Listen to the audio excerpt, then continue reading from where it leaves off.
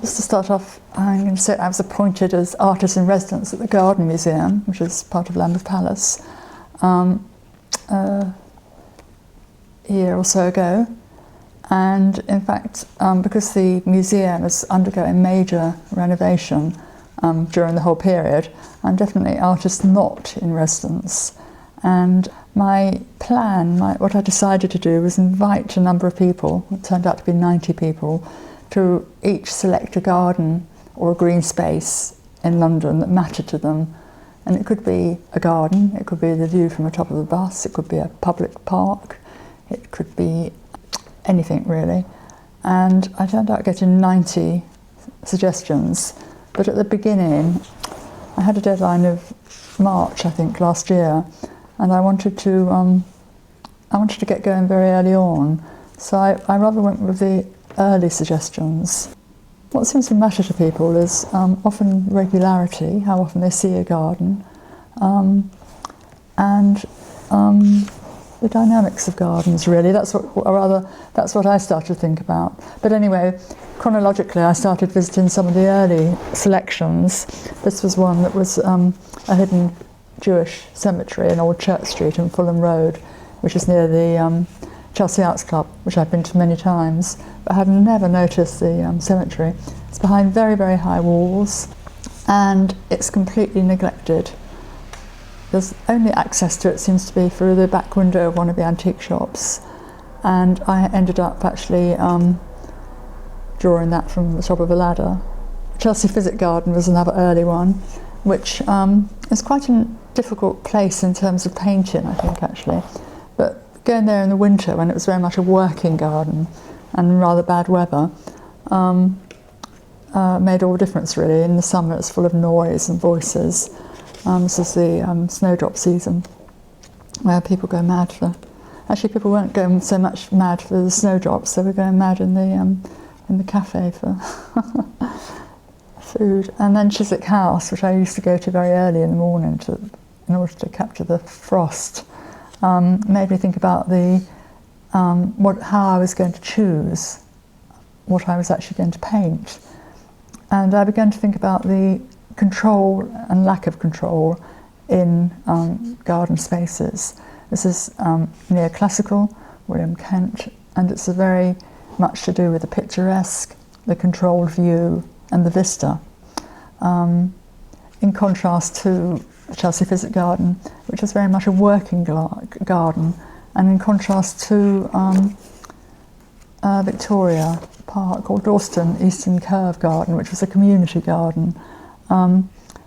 So that again was a working garden, but Victoria Park is a garden for leisure, not a garden, it's one of the big public spaces where people go to play, in sports in particular.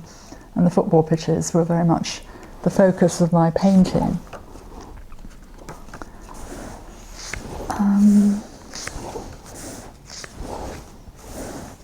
This was a garden that I didn't work very much at, but that I liked very much, which was Bonington Garden. It had been at Bonington Square. It had been a community garden in the 1960s, and one of the squatters who planted there was the now very famous garden designer, private garden. It's Romilly Sesmara Smith's garden, who's was a bookbinder, but now she's a jeweller. And she has a garden in the Mile End Road, which was chosen by Charlotte Verity. And Charlotte describes it as a gift to the Mile End Road, which it is. Today is warm for midwinter and damp, and I think of moss. It will be looking alive in Romilly's front garden, where it clings to worn stones, which nestle among primroses, fritillaries, grasses, bulbs and corms.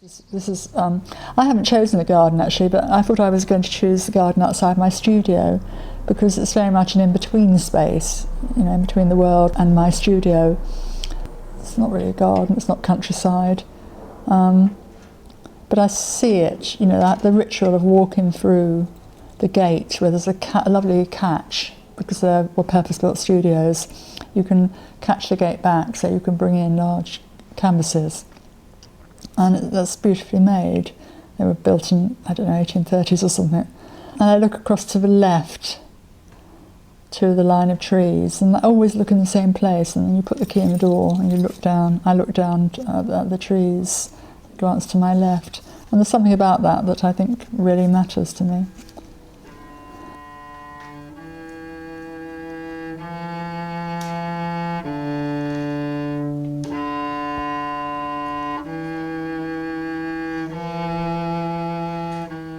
I didn't expect to spend so much time at Kew Gardens, and I went there during the bluebell season, and was quite overwhelmed with it actually.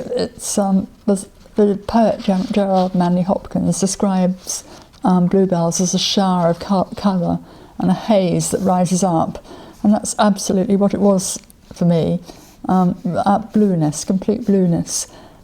It was a tricky thing to paint because there's something rather banal about bluebells if you're painting them, and I didn't want to do that. So in the end I actually ended up painting them as a grid, so I could actually get that sort of blueness. I went there every day for quite a long time, well, for as long as the bluebells were there.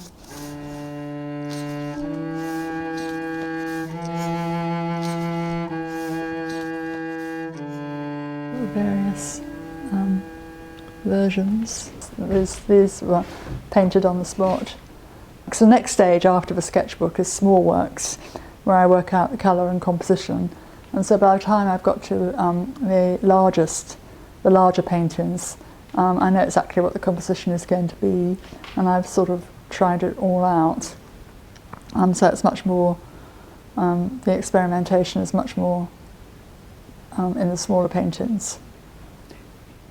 This is the first stage of drawing in my sketchbook, and probably a few scribbly things, much more scribbly things elsewhere. And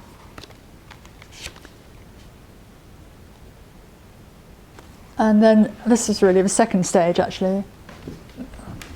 This is the second stage, which is a smaller version, and I sort of anticipated making a larger one of this, but I, at the moment, have left it at this size.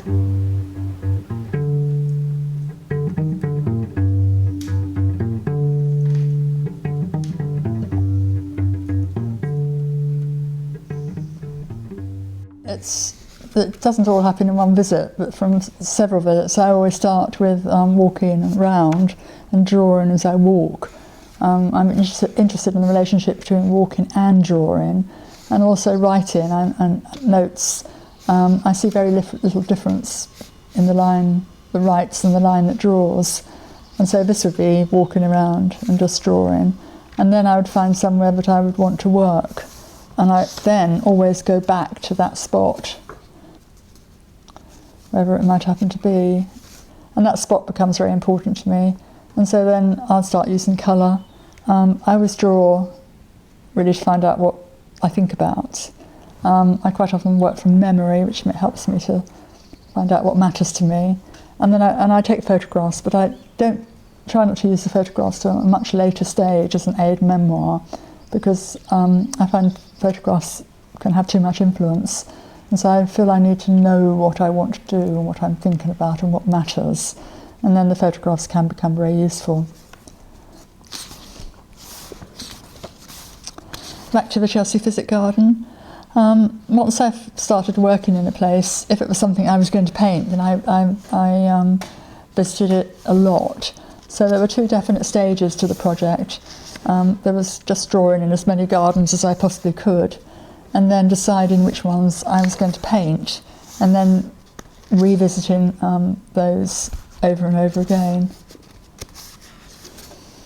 The Chiswick House I chose because it was very much a designed garden and a garden with vistas, and you were guided as to where you should be looking. I chose Victoria Park because that's a garden where people go to play football. I chose the Chelsea Physic Garden because that's a working garden, and I chose Kew Gardens because of all the blueness. This is Edward Square, near where I live. That's another one of my choices, and really that was to do with familiarity. It's a garden square, so it fits in terms of control. it was supposed to be a year, but it's going to be 2 years because it's so difficult to... I didn't expect to be so much influenced by the seasons, really. So everything's taken much longer than I thought it would. Back to the Chelsea Physic Garden. In fact, there are 2 paintings of the Chelsea Physic Garden, one in the winter, when I was lucky enough to get some very bad weather and fog and mist, and one in the summer, which was to do with the... There's another one. To do with the watering. They have a very strict regime of watering, which is the same every day, and then they move the tripods around and water another part. So there's the painting for each month, and I missed out June, and usually takes me 2 months to kind of, 1 month to research and 1 month to paint. I had thought I was going to do something with reflected autumn colours at Kew, but I didn't actually do that, so that might be stage 2. Plane trees are very important. London's plane trees, which come into this one here too. This is Lincoln's Inn. I've been drawing plane trees really all the way through. I mean, plane trees are absolutely brilliant in that their bark flakes off, and that's the way of the trees getting rid of the pollution. So they could be described, lots of people have described them as London's lungs. So they're wonderful for the environment. And I love the feeling of dapple that you get from the bark flaking off. And then when the sun comes out, you almost get a double dapple. So that's as far as I've got with the sketchbooks, really.